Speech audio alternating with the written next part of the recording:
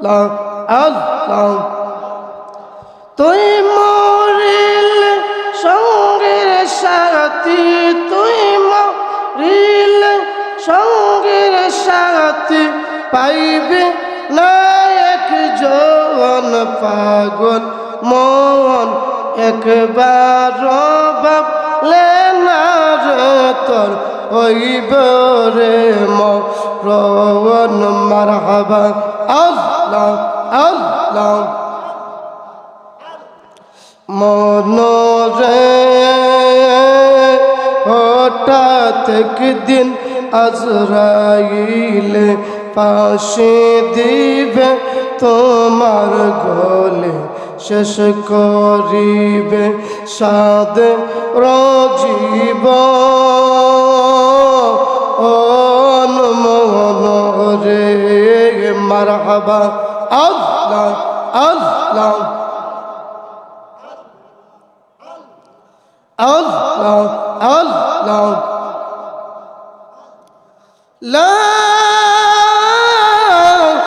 ইলাহা ইল্লাল্লাহু মুহাম্মাদুর রাসূলুল্লাহ সাল্লাল্লাহু আলাইহি ওয়াসাল্লাম।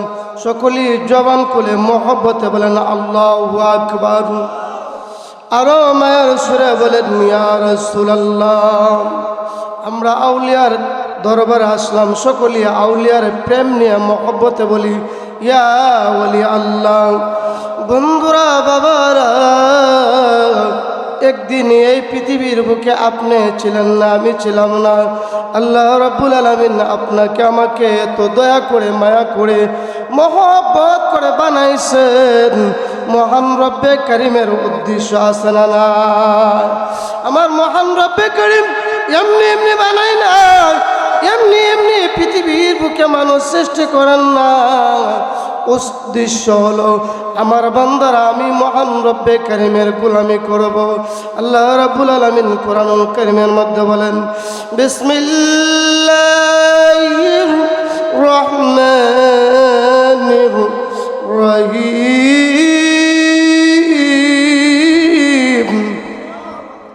ওয়া মা খালাকতুল জিন্না ওয়াল ইনসা ইল্লা লিয়াবুদুন।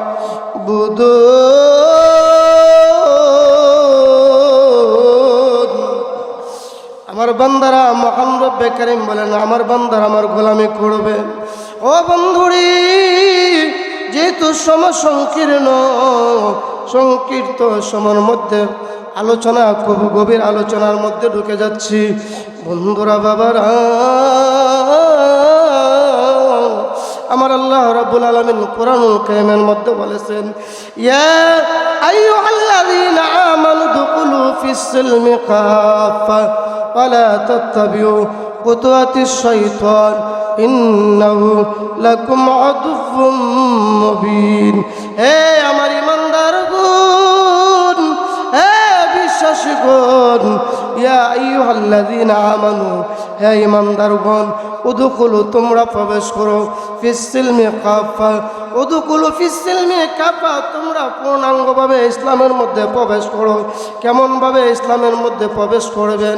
সংক্ষিপ্ত একটা ছোট একটা উদাহরণ, এক্সাম্পল, একটা ঘটনা বলি। ও বন্ধুরে,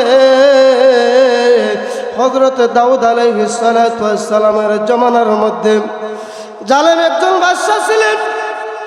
এমন অপরাধগুলো তিনি করেছেন, এমন অপরাধ নজির হয়ে রয়েছেন।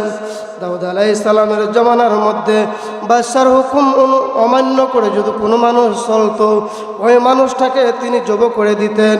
শুধু জবই না, যে মানুষটা বাদশার হুকুম অনুযায়ী বিপরীত চলতো তাকে কতল করে দিতেন। এমন অত্যাচার, এমন নিপীড়ন শুরু করলেন। সমস্ত মানুষগুলো রাগান্বিত হইয়া দাউদ নবীর কাছে গেলেন। ওগো পয়গম্বর, ওগো দাউদ পয়গম্বর, আপনি আমাদেরকে ওনার কাছ থেকে রক্ষা করেন। উনি এমনভাবে জুলুম অত্যাচার শুরু করেছে, এমনভাবে অন্যায় অপরাধগুলো শুরু করেছে, ওনার মতে যদি কেউ না চলে, ওনার পথে যদি কেউ না চলে, তাকে হত্যা করে দেয়। এমন অপরাধ নিয়ে আমি আপনার দরবারে হাজির হইলাম। ওগো দাউদ পয়গম্বর, আপনার কাছে নালিশ নিয়ে আসলাম, আপনি একটা বেদ করেন, একটা উপায় বের করেন। দাউদ আলাইহিস সালাম সকলকে নিয়ে বাদশার দরবারে গেলেন। বাদশাকে তিনি প্রশ্নবিদ্ধ করলেন। তিনি বললেন না, তিনি কিন্তু আগুনের পূজা করতেন, তিনি কিন্তু আগুনের পূজা করতেন। এমনভাবে তিনি যুক্তি দিতে শুরু করলেন। দাউদ আলাইহিস সালাম বললেন, না, তোমার যুক্তি কোনো কারণ হবে না। যে মহান রব্বে কারীম কুল কায়নাত বানাইছেন, যিনি আমাকে বানাইছেন, তোমাকে বানাইছেন, যদি তুমি যার পূজা করো, তাহার পূজা যদি তুমি করে থাকো, তাহলে তোমার পূজা যদি তিনি হয়ে থাকে, তাহার মধ্যে তুমি যাব দাও। তখন ওই বাদশা ডাক দিয়ে বলেন, না, এটা আমার পক্ষে সম্ভব না, এটা আমি করতে পারবো না। দাউদ আলাইহিস সালাম ডাক দিয়ে বলে, তাহলে তুমি কেমনের ইবাদত করো, কার ইবাদত করো, যে জিনিসটার মধ্যে তুমি নিজেই স্থির থাকতে পারো না। দাউদ আলাইহিস সালাম তর্ক বিতর্কের মধ্যে বাদশার সাথে যখন লিপ্ত হলো, বাদশাহ দাউদ নবীকে প্রাকার করার জন্য আদেশ দিলেন। দাউদ আলাইহিস সালামও তার সেনাবাহিনীগুলাকে, তার কমগুলাকে নিয়ে ওই বাদশাকে আক্রমণ করলেন। পাকড়াও করিয়া একেবারে বন্দি করে তিনি নিয়ে আসলেন। যখন নিয়ে আসলেন রে বাবা, নিয়ে আসার সাথে সাথে হযরতে দাউদ আলাইহিস সালাম সমস্ত লোকগুলাকে নিয়ে পরামর্শ করলেন, ওনাকে কি করা যায়, কি অনুভব করা যায়, কি শাস্তি প্রদান করা যায়। তখন সমস্ত লোকগুলো এক বাক্যে বললেন, ওগো দাউদ পয়গম্বর, যেহেতু উনি আগুনের পূজা করে, তাহলে আমরা চাই ওনাকে আগুনের মধ্যে প্রজ্বলিত করিয়া দুনিয়া থেকে বিদায় করে দে। দাউদ আলাইহিস সালামের নিকটে যখন লোকগুলো আবদার লাগলেন, আবদার রাখার সাথে সাথে দাউদ নবী চিন্তা করলেন, তাকে যদি এই আগুনে নিক্ষেপ করতে হয়, কণা কৌশলগুলো জানতে হবে। কণা কৌশলগুলো জানার জন্য লোকগুলো পরামর্শ দিলেন। ও দাউদ পয়গম্বর, অগ্নির একটা কণ্ঠ তৈরি করেন, অর্থাৎ আগুনের একটা কণ্ঠ তৈরি করেন। আগুনের কণ্ঠ তিনি তৈরি করতে আদেশ দিলেন। আগুনের কণ্ঠ তৈরি করে লাকড়িগুলো জমায়েত করলেন। লাকড়িগুলো জমায়েত করিয়া রে বাবা, দাউদ নবী ওই বাদশাকে আগুনের মধ্যে নিক্ষেপ করবেন। কেমনভাবে নিক্ষেপ করবেন বললেন, এমনভাবে তো তাকে হাতে ধরে পালানো যাবে না, একটা চরকির ব্যবস্থা করেন, পলকের ব্যবস্থা করেন। চরকির ব্যবস্থা করা হলো, পলকের ব্যবস্থা করা হলো। কিছু লোকগুলাকে তাকে নিয়ে তাকে রশি দিয়ে হাতগুলো বাঁধিয়া পিছন দিকে হাতগুলো বাঁধিয়া ওই চরকের উপরে যখন উঠাইল, চরকের উঠানোর পরে ওই জালেম বাদশাটা আগুনদেরকে ডাক দিয়ে দেবে বলে, হে আগুন, তোমরা শোনো, আমি অতদিন তোমাদের পূজা করেছি, তোমরা আমাকে রক্ষা করো। আপনারা বলেন, আগুন ওই বাদশাকে রক্ষা করতে পারবেনি? জবান খুলে বলেন, পারবে কি পারবে না? কখনো সম্ভব না। এমনভাবে বাদশা কাকুতি মিনতি করতে শুরু করলেন, কিন্তু বাদশা যতই কাকুতি করে, যতই মিনতি করে, আগুন কিন্তু তার কথা শোনে না। কারণ এতদিন আমি যার পূজা করলাম, এতদিন আমি যার ইবাদত করলাম, সে যদি আমাকে রক্ষা না করতে পারে, ওই বান্দাটা একবার আকাশের দিকে তাকায়, আবার ওই চরকের উপরে তাকায়, নিচের দিকে তাকায় করে, ওগো আমার আল্লাহ, কুল কায়নাতের মালিক আল্লাহ, তুমি ছাড়া আমাকে এই বিপদ থেকে রক্ষা করার আর কেউ না।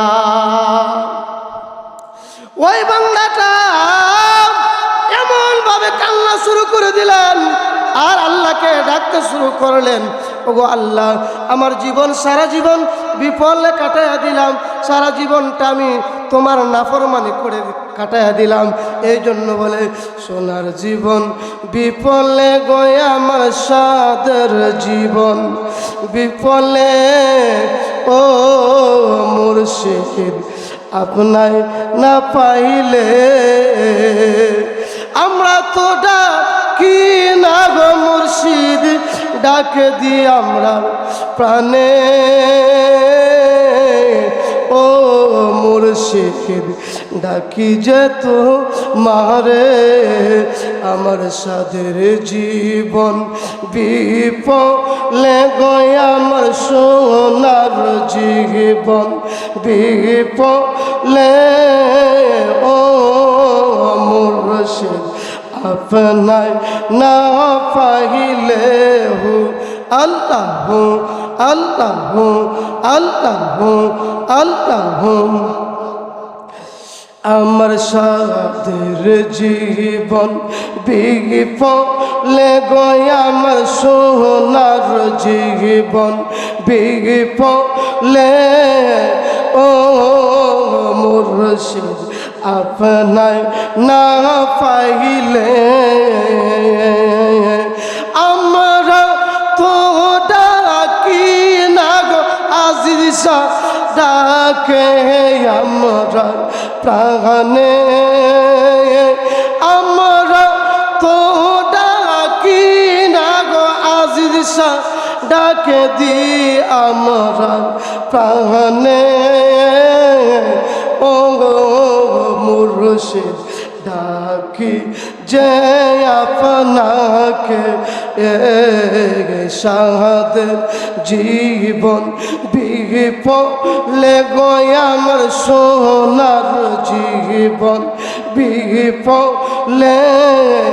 ও মুর্শিদ আপনায় না পাইলে যেই দিন হইতে করলাম গো তওবা, তোমার হাতে হাত রাখে, সেই দিন হইতে পানশ পিলাম, সেই দিন হইতে পানশ পিলাম, তোমার না শোনে গো। ও আজিজ শাহ আপনায় না পাইলে সাদ জীবন বিপলে গয়, আমার সোনার জীবন বিপলে।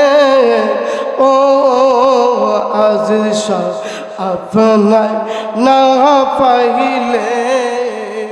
এমন করে ওই বাদশাহ কঠিন মুসিবতের মধ্যে পড়িয়া আল্লাহকে ডাক দিয়ে বলে, ও আল্লাহ এই বিপদের মধ্যে, এই বিপদের মহা বিপদের সংকটে তুমি মনিব ছাড়া আমার আর কেউ উদ্ধারকারী নাই।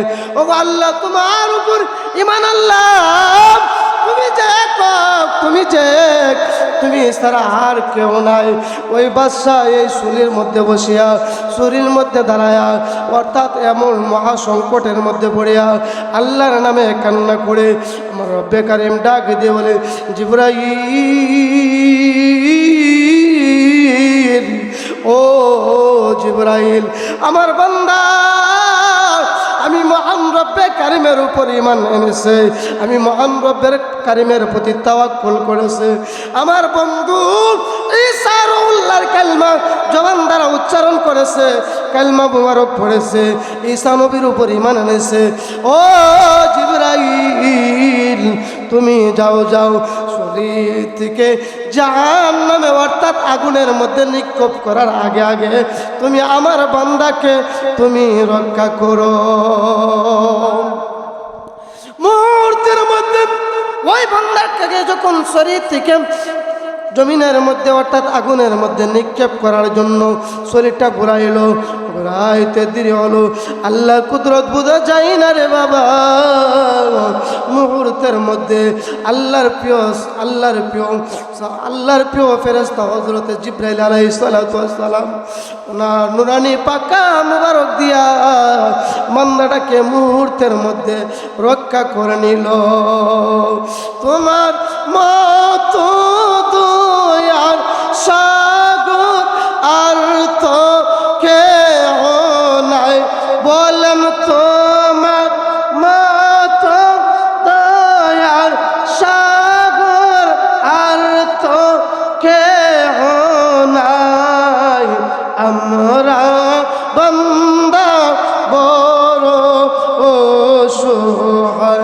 বলেন